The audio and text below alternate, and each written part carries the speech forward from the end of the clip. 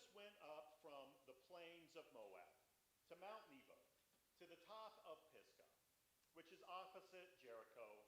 And the Lord showed Moses the whole land, Gilead as far as Dan, and Naphtali, the land of Ephraim, and Manasseh, and the land of Judah as far as the western sea, the Negeb and the plain, that is, the valley of Jericho, the city of palm trees, as far as Zoar. The Lord said to Moses, "This is the land of which I swore to Abraham, to Isaac, and to Jacob. I will give it to your descendants. I have let you see it with your eyes, but you shall not cross over there." Then Moses, the servant of the Lord, died there in the land of Moab, at the Lord's command. He was buried in the valley in the land of Moab, opposite Beth Peor, but no one knows his burial place to this day. Moses was 120 years old when he died. His sight was unimpaired, and his vigor had not abated. The Israelites wept for Moses in the plains of Moab 30 days. Then the period of mourning for Moses was ended. Joshua, son of Nun, was full of the spirit of wisdom, because Moses had laid his hands on him. And the Israelites obeyed him, doing as the Lord had commanded Moses. Never since has there arisen a prophet in Israel like Moses, whom the Lord knew face to face. He was unequaled for all the signs and wonders that the Lord sent him to perform in the land of Egypt, against Pharaoh and all his servants and his entire land, and for all the mighty deeds and all the terrifying displays of power that Moses performed in the sight of Israel. This is the word of God for the people of God. Thanks be to God.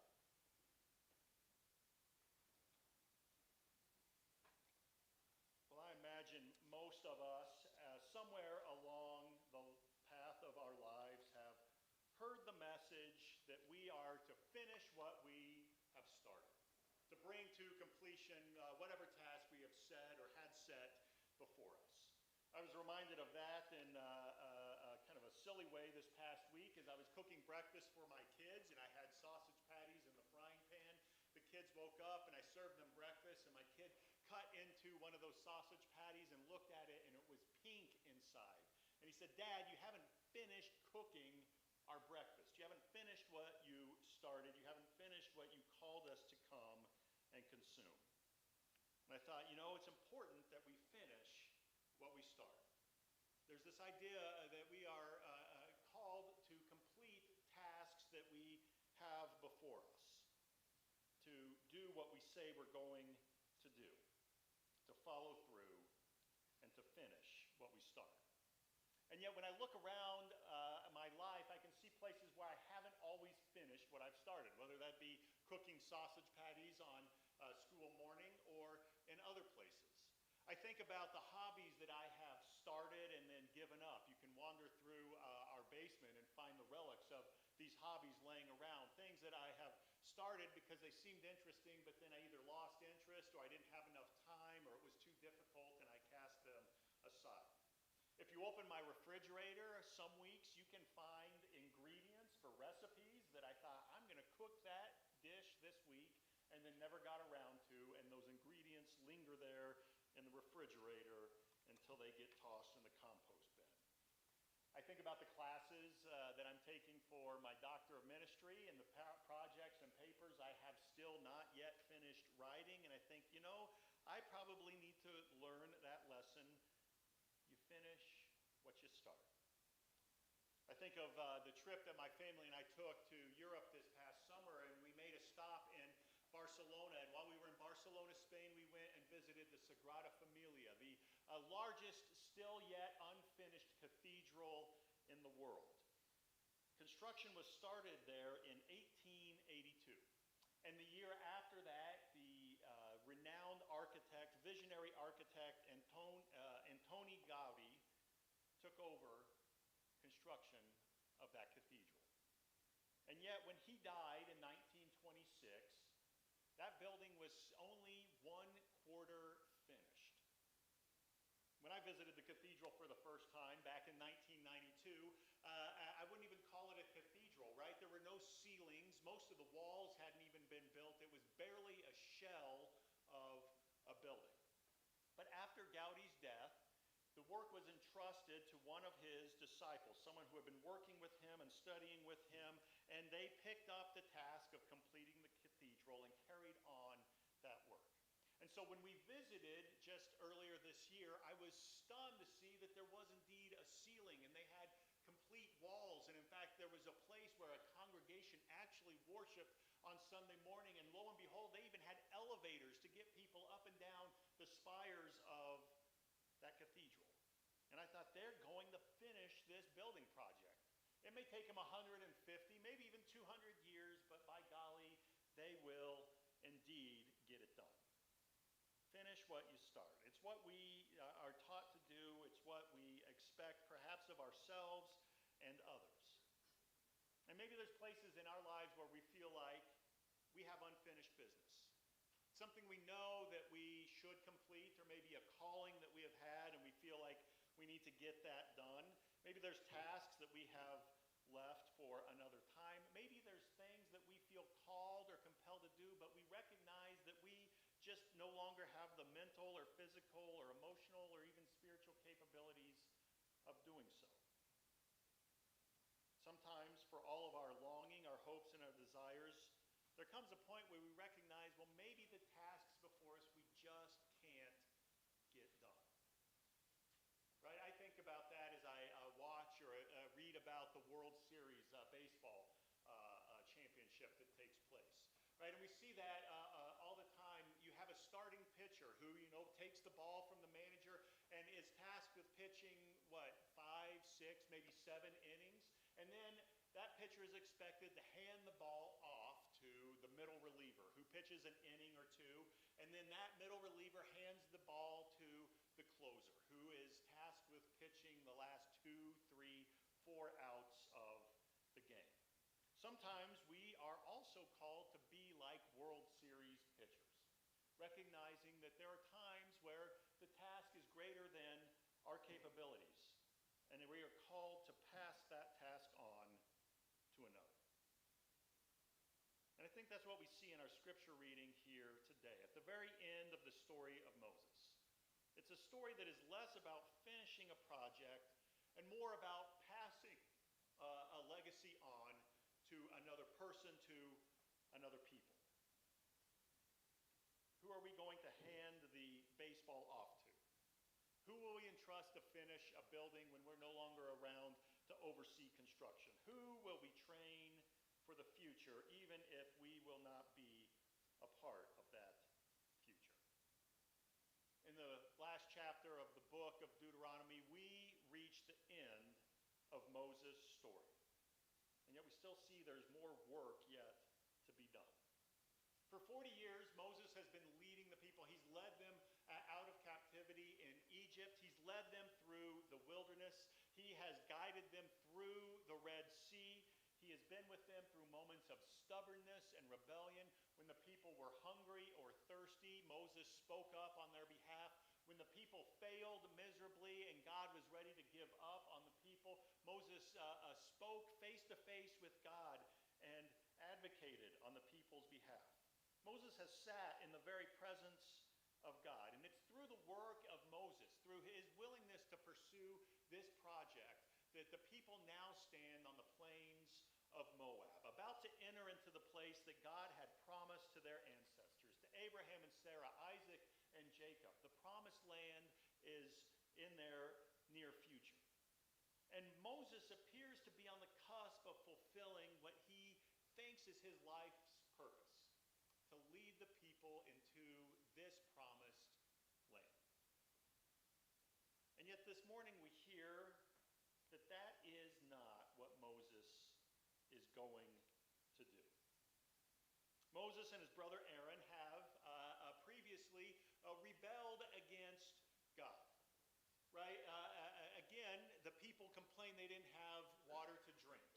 And again, God heard their complaints and responded and said to Moses, look, I want you to go out, and this time don't strike the rock with your staff. I want you to go out and command the rock to pour forth water for the people. And Moses heard that, and he walked out into the wilderness, and he took his staff, and he hit the rock not once but twice. right? He didn't listen to or follow or heed God's instructions. And God says, Moses, you and Aaron cannot now cross into the promised land with the people. I'm going to be honest, this feels like a really harsh punishment for someone who has been a leader of these people, someone who's been leading folks in all of their rebelliousness, all of their stubbornness, all of their stiff-neckedness. This seems harsh. It seems like an overreaction by God. But maybe one of the intentions of this story is to invite us and Moses to see God's grace in every situation. To see God's grace in those moments where we don't quite live up to what we've been asked to do. To see God's grace in those moments of disappointment where everything we'd hoped for we realize isn't quite attainable. Maybe this is an invitation for us to see grace rather than punishment. One of the graces we see here is that Moses, despite not being allowed to enter into the promised land, is invited to climb up on top of the mountain and see the promised land. Right? If we think about the people that Moses left Egypt with, none of those wilderness wanderers make it to this point. Right? None of them get to see the promised land. They perish long before that. But Moses gets to see the place of promise. He gets to see the place where the promise will be fulfilled, even if he doesn't get to enter into that place. Moses is graced with the opportunity to lay eyes upon it. We hear also that Moses is graced with strong eyesight, right? And certainly if you think about how far and wide Moses could see from the top of the mountain, that would seem to be really incredibly, almost superhero-like eyesight. Right? Imagine seeing the entire nation of Israel from one mountaintop. I mean, it's almost, it's impossible. You and I couldn't do that, but here's Moses, and he has this strong eyesight. But what this is probably telling us is also that Moses is a person of great, even divine vision. Right? He doesn't just see the physical land, he also sees the very work of God. He sees not just the place where the people are going, but he can see God's big picture. He can understand and grasp what God is doing with and for the people.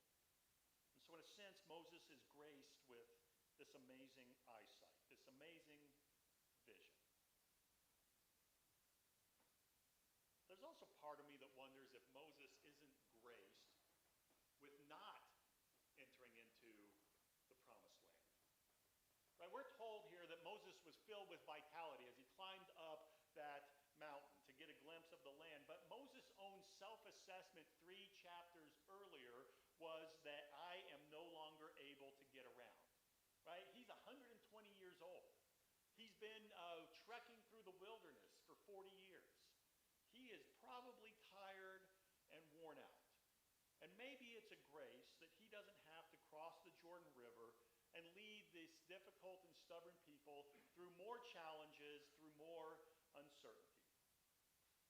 And maybe the grace in that is that he realizes that God will continue to provide divine leadership for the people well after he is gone.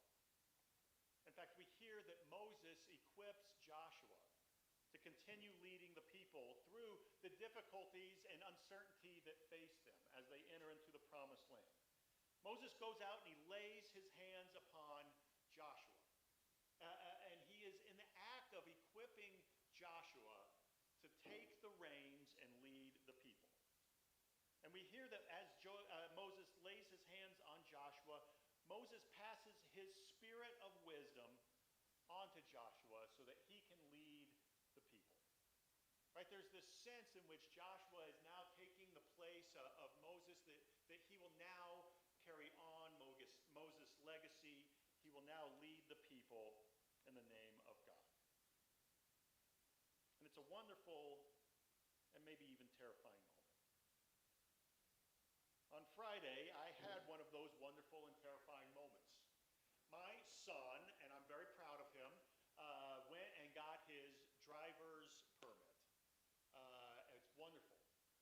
also terrifying because on our way home, we parked in the fairgrounds parking lot, and we swapped seats, and he drove for the first time. And that was a moment of realization. It was a moment of urgency for me. As I realized that there's a time in the next 12 months where I will not be driving him around everywhere he goes. He's going to be driving himself. And now it is incumbent upon me to take all of my 33 years of accumulated driving wisdom and somehow impart it to him. And I thought if I could just lay my hands on him and have my spirit of wisdom somehow be inserted into him, that would be great. Right, but that's what's happening here is Moses is saying, I'm taking all of my accumulated wisdom through years of living face to face with God, of being in the presence of God, of leading the people out of captivity and through the wilderness, and I am now imparting that to Joshua. It's a profound moment. Because Moses is shifting his focus here from finishing the task of entering into the promised land, and now he's going to focus on equipping someone else to do and finish the task at hand. Right? He's not passing the buck and he's not shirking his duties. Rather, this is a realization that it is time for someone else to step up and take the reins. Right? And I think all of us have those realizations at some point in our lives, and some point of our lives of faith, and some point in our ministry, that none of us is sufficient to finish all of the tasks of fulfilling God's promises. Right? We need help. We need someone else to occasionally pick up the reins, to take up this work. We need each other. Sometimes we need someone to take all of our wisdom, all of our excellence, and elevate it to the next level, to carry it forward to a new time, to carry it forward to a new place. And so here's Moses, who knows God face to face. They have this intimate relationship. Moses shifts now, and he spends more time encouraging Joshua than making sure that Moses gets to where Moses thinks he should go. We have Moses here, making sure that Joshua has what he needs to fulfill the calling, rather than Moses making sure that he gets to go across the Jordan River and plant the Moses flag over there in the Promised Land. We see Moses shift to say, I now will invest in what comes after, even if I don't get to be a part of what comes next. And it's a wonderful story and a wonderful reminder for us, because it invites us to, like Moses, perhaps remember God's grace.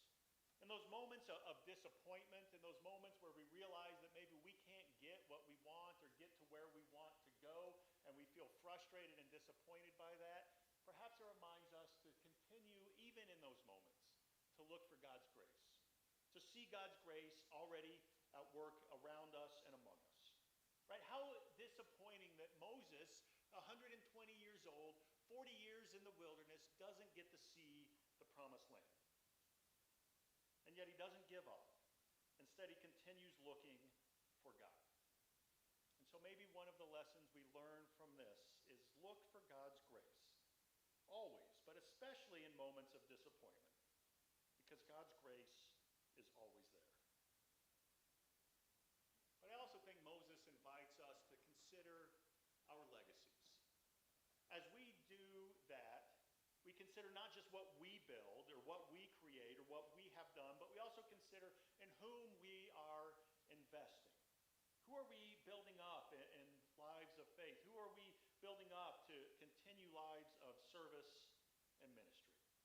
Who have we equipped with skills and knowledge and even wisdom to continue building God's kingdom today, tomorrow, and into a future that we may or may not ever see?